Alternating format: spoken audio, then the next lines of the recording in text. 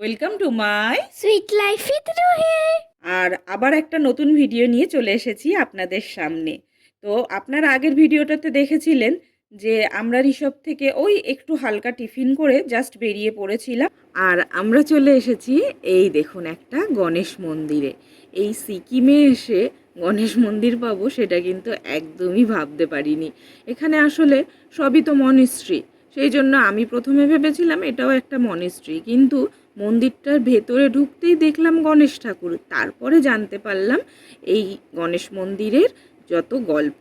তো এই মন্দিরটা 2008 সালের ঠিক এপ্রিল মাসের 20 তারিখে এটা নির্মাণ কাজ শুরু হয়েছিল। টাইম লেগেছে 2016 সাল। সেই 2016 সালের একদম অক্টোবরের 3 তারিখে গিয়ে উদ্বোধন করা হয়েছিল এই গণেশ মন্দির, বা এটার আরও একটি নাম আছে শ্রী বিশ্ববিনায়ক মন্দির। রেনকে এই মন্দির কিন্তু অবস্থিত। আর এই মন্দির করার সময় এর যে জিনিসপত্র বা মেটেরিয়ালস লেগেছে সেগুলো আনানো হয়েছিল নাকি থাইল্যান্ডে, আর কিছু কিছু তো আমাদের জিনিসপত্র আছে, তো থাইল্যান্ডের থেকে জিনিস আনানো হয়েছে। সত্যি জিনিসগুলো খুবই ভালো। আর এখানকার নাকি ওয়েস্ট বেঙ্গলের যা কারিগর আছে আর নেপাল থেকেও কারিগর এই মন্দির কিন্তু তৈরি করেন। তো দেখতে তো খুবই সুন্দর এই মন্দিরটা। আর এই মন্দিরের ভেতরে মানে এর উচ্চতাটা হচ্ছে 108 ফুট উঁচুতে এই মন্দির।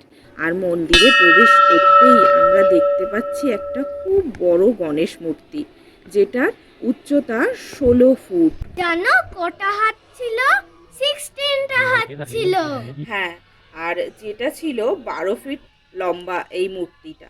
আর গণেশ ঠাকুরের অনেক রূপ ছিল। কটা ছিল? 51টাই। হ্যাঁ, আমি তো প্রথমে দেখেইনি, আমাকে রুহি পরে দেখালো যে 51 টাইপের গণেশ আছে। মা দেখো, সবার কিন্তু মুখগুলো আলাদা আলাদা। তো এটা কিন্তু ভীষণ ভালো লেগেছে আমাদের, প্রত্যেকটা আলাদা রূপ। চলুন আপনাদের সঙ্গেও দেখাই, মানে আপনাদেরকেও একটু দেখাই মন্দিরটা আর ঠাকুরের রূপগুলো। আর রুহি তো আপনাদের বললই যে ঠাকুরটা কত বড়। আর সত্যিই গণেশ ঠাকুরের 16টা হাত আছে। আর আমরা দেখতে পাই 51 রকমের গণেশ মূর্তি এখানে। তারপরে আমরা একটু টিকা লাগিয়ে মন্দিরের বাইরে এসে অনেক কিছু দেখতে পাই। বাইরেটাও খুবই সুন্দর।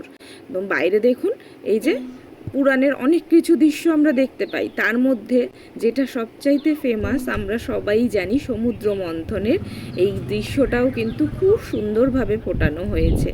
আর এত সুন্দর জায়গায় লাগছে, আমার তো ভীষণ ভালো লাগছে।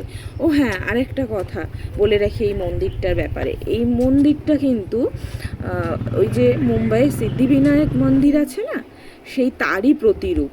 তো আমাদের মুম্বাইয়ে কবে যাওয়া হবে না হবে সেটা তো জানি না, কিন্তু সিদ্ধিবিনায়ক মন্দির আমরা কিন্তু এখানেই সিকিমে দর্শন করে নিলাম। চলুন মন্দিরটা ভালো করে দেখাই আপনাদের।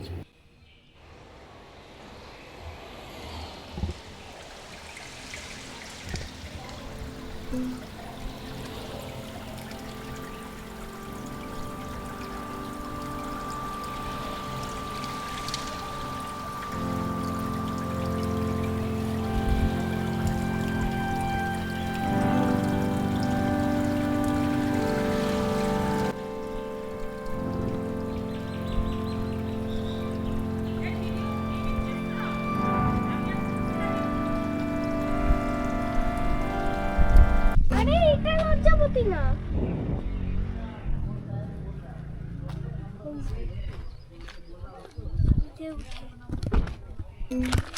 এই যে, দাদি কি সুন্দর। চল, এই দেখ এখানে আছে। সব গণেশ মন্দির দেখে তারপরে আমরা পৌঁছে গেলাম আরিতার কাছে।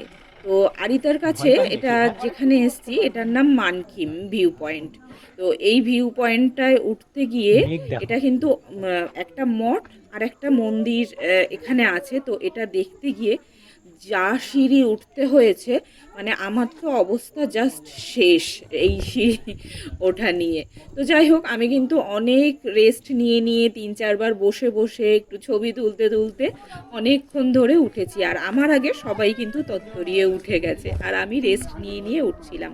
তো যাই হোক, এই মন্দিরের কাছেই উঠতেই কিন্তু একটা ছোট্ট দোকান ছিল, যে দোকানটা থেকে আমরা একটু ওই নিম্বু পানি খেলাম, যেটা আমি এখানে কখনো দেখিনি। তো বেশ ওটা রিফ্রেশমেন্ট ছিল ব্যাপারটা, যেটা খেয়ে একটু ভালো লাগছিল। আর এনার্জি বুস্ট করে তরতরিয়ে উঠে গেলাম, আর কিন্তু কষ্ট হয়নি, এক চান্সে উঠে পড়েছি আমাদের মানকিন ভিউ পয়েন্টে।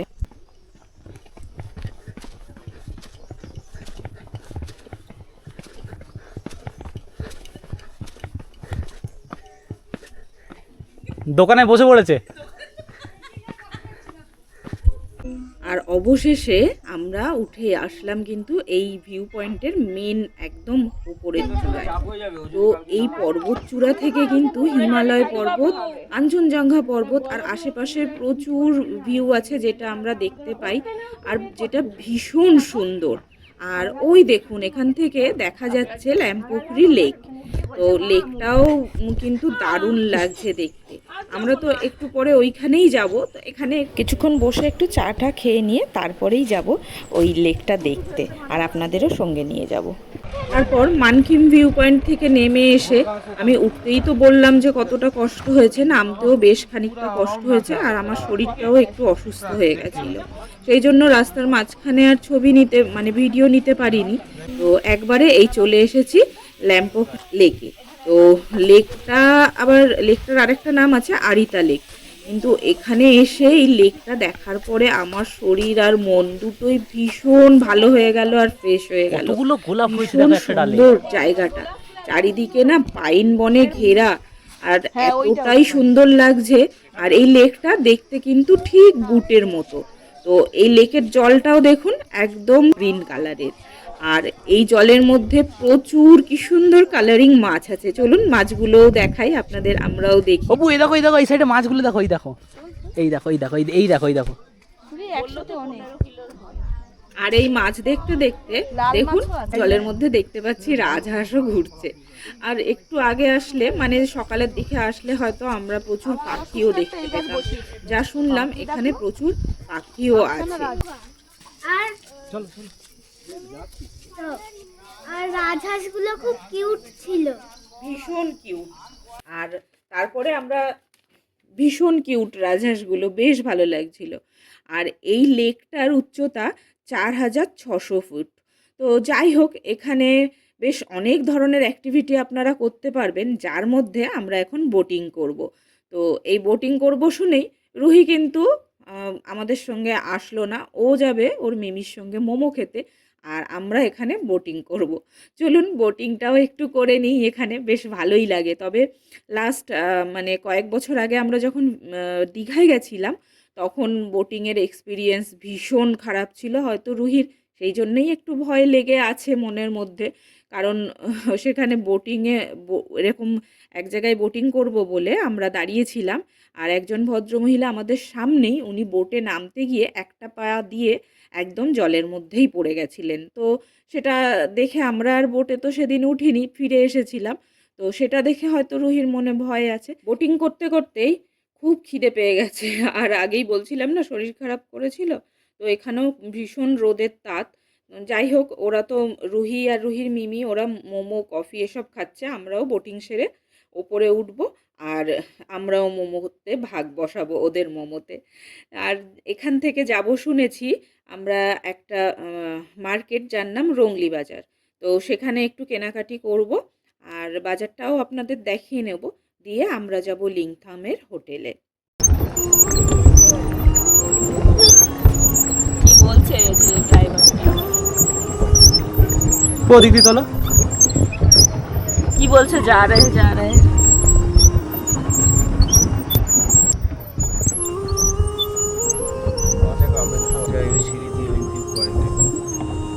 ওইটাই উপরে এনেছিলাম, চলে আসবে। ঠিক আছে, আপনার কি কষ্ট হয়ে গেছে? চেপে আর চেপে তারা আমি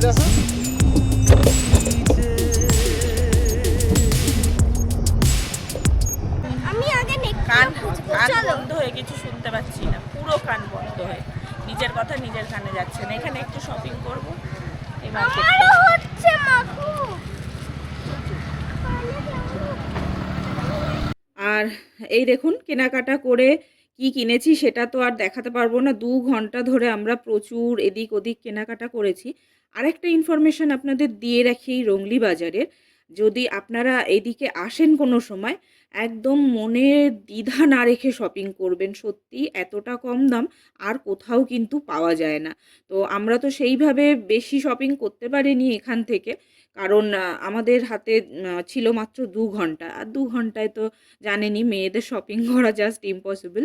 আর একটু খাওয়া দাওয়াও করতে হবে, মানে লাঞ্চ করতে হবে, সেই জন্য খিদেও পেয়ে গেছে।